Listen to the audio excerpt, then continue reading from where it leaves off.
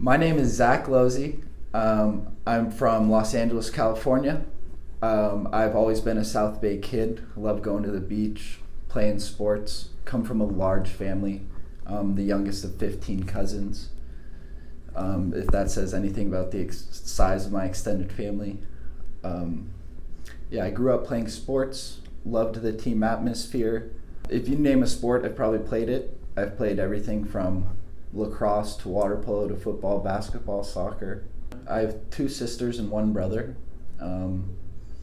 They're all spread out across the country now. My brother's in Seattle, sister in Oregon, other sister in San Diego, and I've just always stayed in the South Bay, where I've grown up, born and raised, never leaving it probably. I have a lot of people in my family who have worked in the aerospace and defense industry. As you know, it's kind of a subtle, you can't talk much about what you do, so I've always felt like I was kind of on the outs about what they do, where they work. But for the most part, none of the my family members who work in the aerospace industry, they do not have the military background. Most of them, just like myself, have a financial background and kind of transferred that over to defense and space. I graduated school in December of 2019. So, as you know, there was the COVID-19 virus, and I graduated in winter semester, so it was December of 2019. My parents were placed on work from home duty in March 2020, so I had the lovely experience of spending time with them at home for a while searching for a job. That was kind of rough, just having everyone at the house all the time. No job, pandemic, going strong. I graduated from California State University, Chico, as a business finance major. I was the lacrosse team treasurer for 3 years there, so I was heavily involved with that, very busy, balancing academics and athletics. I worked for the city every year, for the city of Manhattan Beach every year between school. I was, whatever duties the city needed, I was working on summer camps, doing concerts at the park, art shows. And then that led to a job opportunity after school. I applied to be an account service representative, which is, go right on track with my financial degree. So, I was excited about that. But once I got hired, they called me back for a third round interview. The pandemic hit. So it was the job hunt was kind of placed on hold. I was blessed with the opportunity to meet with Casey, and we hit it off. It was good. Casey's just a great guy. We got along, and then he blessed me with the opportunity of an internship, and I was lucky enough to turn that internship into a job. I was able to leverage my summer jobs with the city into an opportunity in the after college as an account services representative.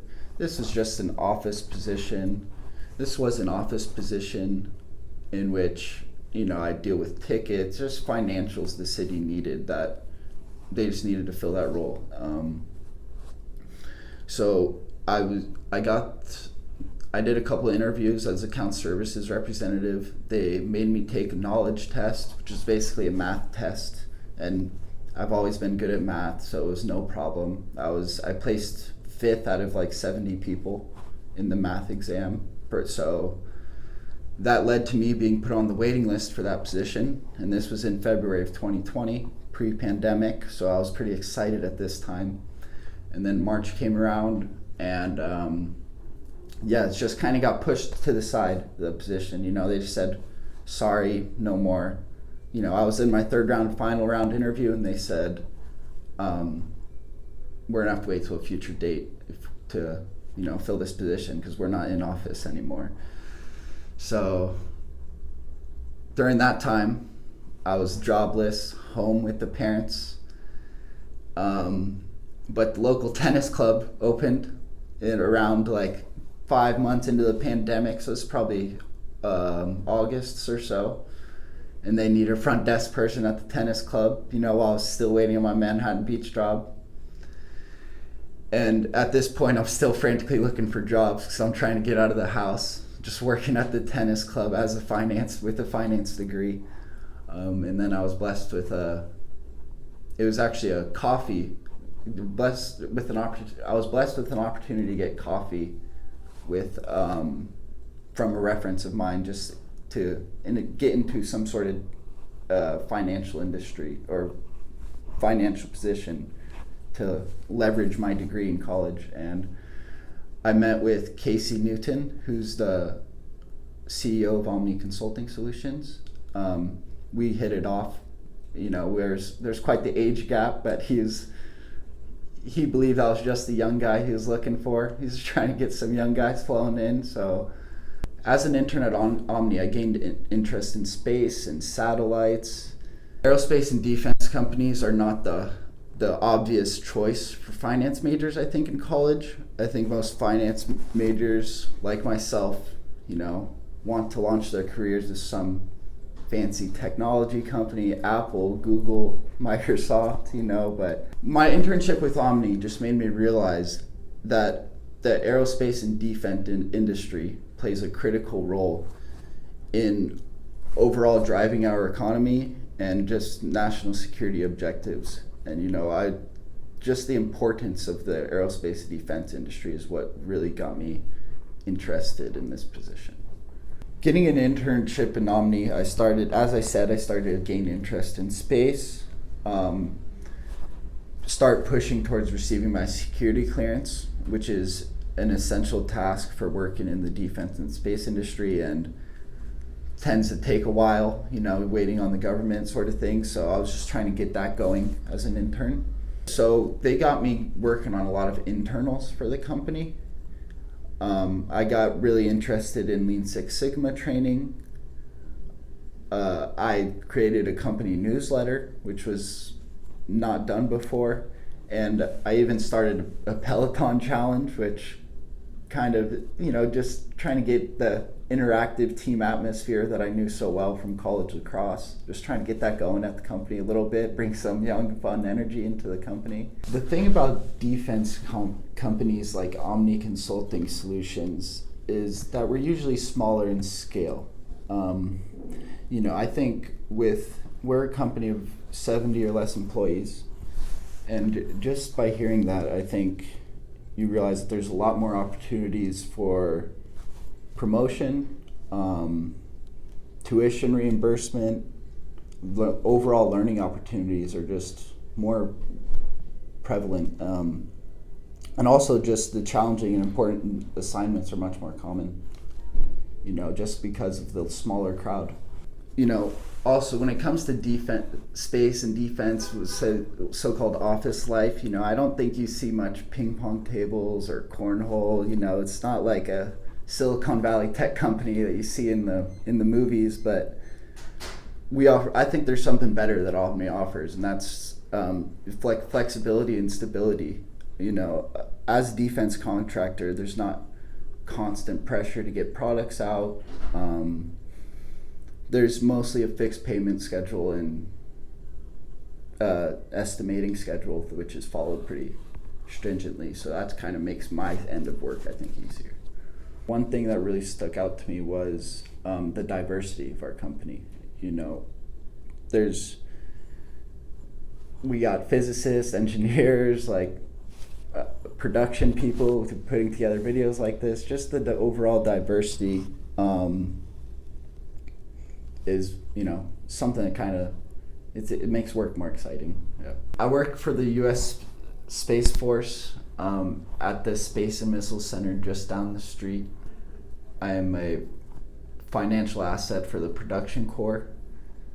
There are several different teams within the SBIRS program, which stands for Space-Based Infrared Surveillance, which is basically missile detection, missile warning systems, very important to the well-being of our country, really. Currently, my team is estimating a GEO-56 satellite. We are at 90+% completion of estimation, and just with the whole program. The program started in 2012. So as you can see, 2012, it's been We're getting towards the end of the estimating period. As far as what that means for me, when the program gets to 98, 99% complete, I will most likely be put on another program estimating maybe GO7 if that's needed. I'm a cost estimator. My current role, I would call myself a cost estimator in training. I'm very new to the industry, and I'm just trying to act as a sponge and just absorb as much information as possible. I took an ACIT 8.0 training course, which is automated cost estimating integrated tools. As you can tell by the title of that, it's very important to what we do with cost estimating. I learned how to use several methodologies, and I'm really excited to start using the software in the future and start building models and stuff to display all of my financial information that I've been estimating. As a new cost estimator to the defense and space industry, at a lot of times I feel lost. I need some direction, I'm not sure where to go, and that's completely normal because, it's new to you and you're trying to learn something. So some of the things I've really learned and taken away from this is, one, don't be scared to ask questions. People like being asked questions. And second, more importantly, what it really comes down to is projecting confidence. When I first got put on to my cost estimating team, I would often get nervous anytime I saw lieutenant or colonel in front of their name. But other more experienced cost analysts made me realize that if you just go to them and project your information with confidence, they will probably take it better than you would if you went up to them all nervous.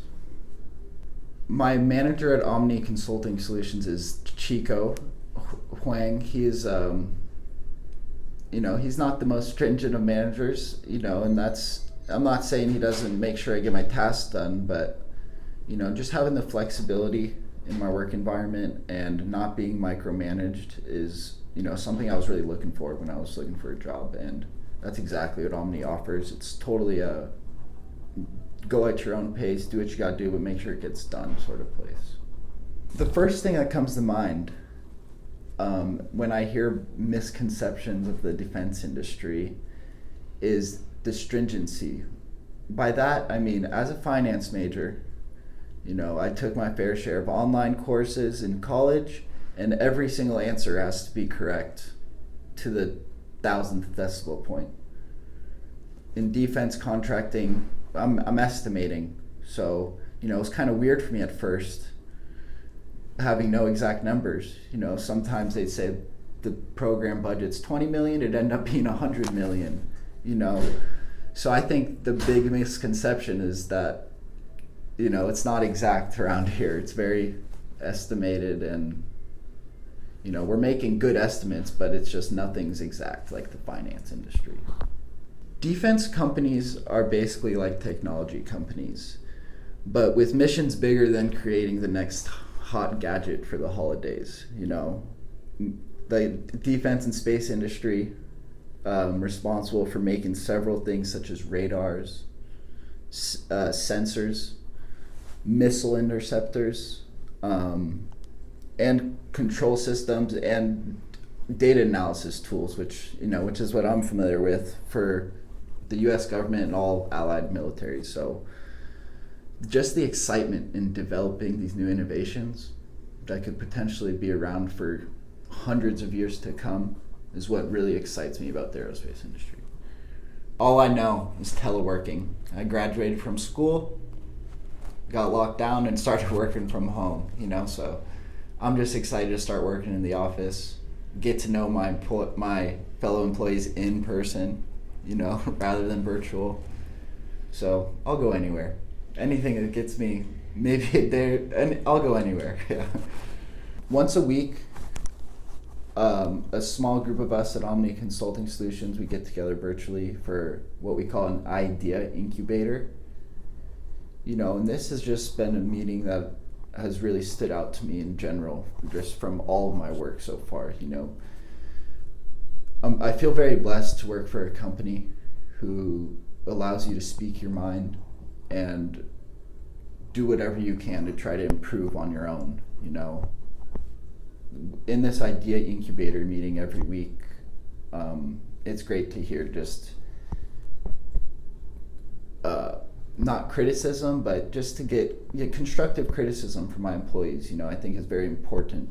And I feel I can say anything in these idea incubator meetings and really get good feedback from our diverse group of people at OMNI. This is a meeting where you can just bring your ideas and we hash them out as a team. I think it's very important to get constructive criticism on your ideas or any sort of feedback to improve whatever that idea is. Outside of just ideas, though, we try to improve company internals that are already instilled. For instance, recently OMNI Consulting Solution made the switch from Google to Microsoft. This idea was initially generated from the idea incubator meeting. This is just a small example of the sort of things we try to talk about and improve. Another example is the Peloton challenge or the newsletter, just other things that the company didn't have before that we can improve, as well as new things that we haven't done before.